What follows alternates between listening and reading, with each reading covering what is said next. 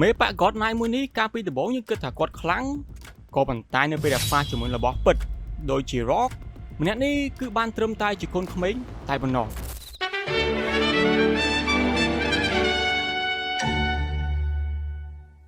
ស្វាគមន៍ប្រិយមិត្តអរគ្នាសម្រាប់ការវិលត្រឡប់មកវិញជាមួយនឹងវីដេអូថ្មី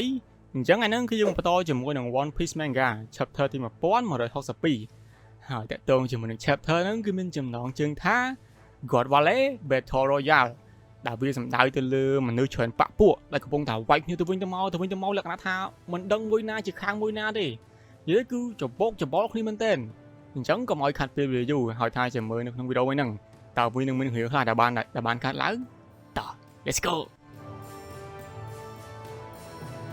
Roger បានវិបាកផ្លូវដើម្បីឲ្យ Rally គាត់នាំ Shiki ហត់ហើយគណៈអាសភាពនៅខាងក្រៅហ្នឹងគឺពិតជាក្តៅគុកមែនទែនហើយនៅក្នុងកូន map មួយយើងបានឃើញថា Roger Pirate គាត់បានហត់ចេញពីចំណុចកណ្ដាលដែលត្រូវដេញតាមដោយ Rock Pirate ក៏ដូចជាពួក Marine ហើយម្យ៉ាងផ្សេងទៀតគាត់គឺត្រូវហត់ឆ្លងកាត់កន្លែង Hub Devil Fruit ក៏ដូចជាកន្លែងដែល Rock គាត់ប៉ះគ្នាជាមួយនឹង Garling ផងដែរ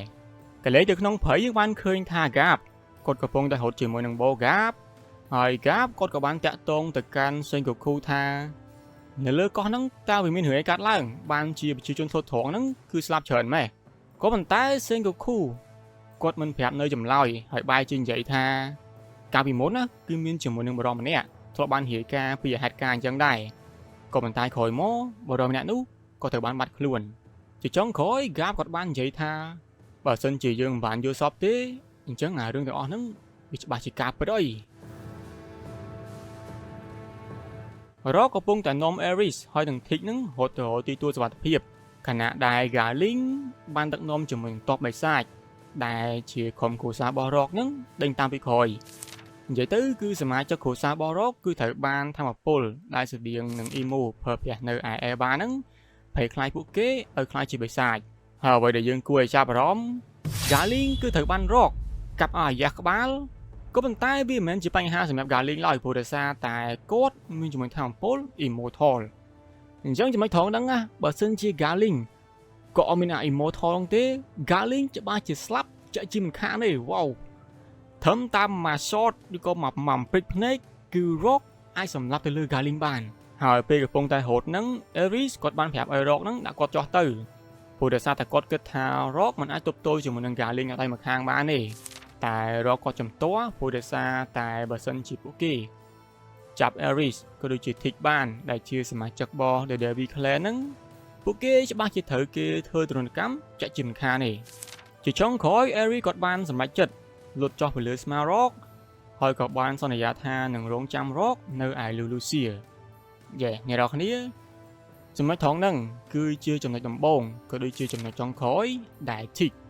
គាត់បានឃើញជាមួយនឹងពុករបស់គាត់ដែលជា Rock ហ្នឹង Rock បានងាកក្រោយហើយក៏បានទាញដាវកាប់ទៅលើ Garling ឡើងក៏ក្រៅពេញ God Valley ហើយបន្ទាប់ពីកាប់ហើយ Rock គាត់បានស្រែកថានៅហ្នឹងអើយយើងកំដរមានម៉ានណាដៃអស់មកអបិសាចវាយគ្នាបានបន្តិច Rock គាត់បានវាយ Garling ឲ្យដេកស្ប៉ាប់លើដីដែលមិនអាចសំបីតែងើបចំណុចត្រង់ហ្នឹងណាគឺរឹតតែសាហាវទៀតអីលក្ខណៈថាលើកមុនណាគ្រាន់តែកាប់អាយ៉ះក្បាលតែលើកនេះវាយ Garling ដែលជាមេបាក់ God Knight ហ្នឹងឲ្យដេកស្ប៉ាប់លើដីហើយលក្ខណៈថាក្អួតឈាមឡើងពេញខ្លួនហើយមិនអាចសំបីតែមានកម្លាំងងើបហើយបន្ទាប់ពីផ្ដួលទៅលើ Garling ហើយ Rock គាត់បាននិយាយពាក្យដ៏ឃោឃៅថាបើហឺនណាឯងហ៊ានយកក្រុមគ្រួសារអញមកគំរាមអញផងហ៎បើសិននេះជាទីបញ្ចប់របស់យើងណាច្បាស់ណាស់យើងនឹងត្រូវសម្លាប់ពួកគេអស់នៅពេលដែលខ្ញុំឃើញចំណុចត្រង់ហ្នឹងខ្ញុំនឹកឃើញតែដល់ Dory ក៏ដូចជា Brogy អញ្ចឹងបើសិនជាមានវិធីអីក្រៅពីសម្លាប់ពួកគេដោយដែល Rock គាត់បានធ្វើទៅលើគ្រួសារគាត់អញ្ចឹងវាមិនខ្លាចជារឿងសោកសៅមួយដែលជា fan ដែលអ្នកដែលគាត់ជា fan របស់ Dory ក៏ដូចជា Brogy ក៏ប៉ុន្តែខ្ញុំនឹងរងចាំមើលថាតើអូដាគាត់នឹងសេះសាច់បែបម៉េចឬក៏គាត់នឹងធ្វើការសម្លេះ Dory ក៏ដូចជា Brogy ចោលនៅឯ Eva ហ្នឹងអាហ្នឹងក៏យើងមិនដឹងដែរក៏ប៉ុន្តែខ្ញុំសង្ឃឹមថា Luffy គាត់នឹងរកវិធីបានក្នុងការជួយទៅលើ Dory ក៏ដូចជា Brogy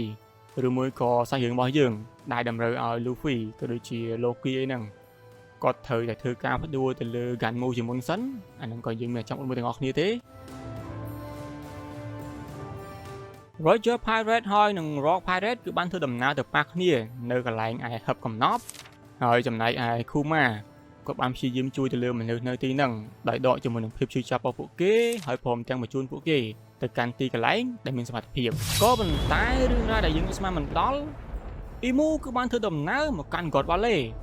ព្រោះដោយសារតែ Rock នៅមិនទាន់ស្លាប់ហើយស្របពេលដែលមានជាមួយនឹងសត្វនាគបានចាប់កំណើតនៅឯ God Valley ទៅទៀតបាទអ្នកនរគ្នានាគមនុស្សគឺជា Kaido ព្រោះដោយសារតែមុនហ្នឹងគឺ Kaido គាត់បានទៅវាយដើម្បីទៅដើមអា Devil Fruit ហ្នឹង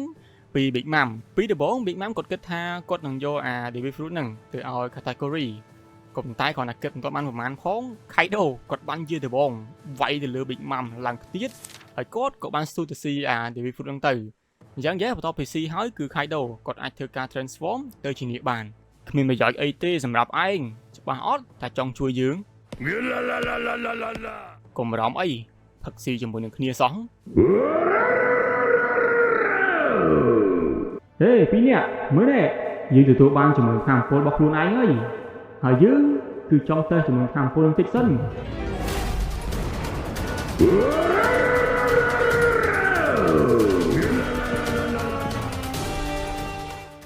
ដោយយើងបានឃើញអញ្ចឹងថាទាំង Rock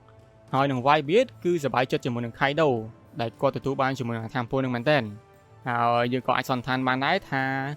នេះគឺជា Monster Trio របស់ Rock Pirate បន្ទាប់ពី Captain របស់យើងទាំង3បានឃើញជាមួយនឹងវត្តមានរបស់ Emu បានលេចឡើងនៅឯ God Valley នឹងហើយ Garp ក៏បាននិយាយថាយើងកំពុងតែយល់សពមែនហើយវាមានអីកើតឡើងនៅកោះមួយហ្នឹងដំណើរផ្សងព្រេងរបស់ពួកយើងគឺពិតជាអស្ចារ្យណាស់ហើយមានរឿងជាច្រើនដែលយើងត្រូវរៀនសូត្រពីវាតើវាជាស្អីឯងនិយាយទៅមើលបើសិនជាឲ្យខ្ញុំដាក់ឈ្មោះឲ្យវាខ្ញុំនឹងហៅវាថាពិភពលោកយេអ្នកនរគ្នាតាក់ទងជាមួយនឹង chapter 1162ដែលមានចំណងជើងថា God Valley Battle Royale ក៏មានតែប៉ុណ្្នឹងដែរទេអញ្ចឹងអាសម្ដីចុងក្រោយដែល Rock គាត់និយាយថាបើសិនជាឲ្យគាត់ដាក់ឈ្មោះគាត់នឹងហៅវាថាពិភពលោកអញ្ចឹងគឺគាត់ចង់សម្ដៅថាពិភពលោកមួយហ្នឹងណាគឺវាអាក្រក់ខុសខើដោយនឹងរូបរាងរបស់ Emu អញ្ចឹងហើយបើសិនជាសួរទៅកាន់បងប្អូនយើងតើបងប្អូនយើងមានមតិយោបល់អីតាក់ទងជាមួយនឹងវីដេអូមួយហ្នឹងក៏ដូចជា chapter មួយហ្នឹងកុំភ្លេចធ្វើការទម្លាក់នៅក្នុងវីដេអូអង្ក្រងផងហើយយើងក៏នឹងចាំជួបគ្នាបន្តទៀតនៅក្នុងវីដេអូក្រោយបាយបាយ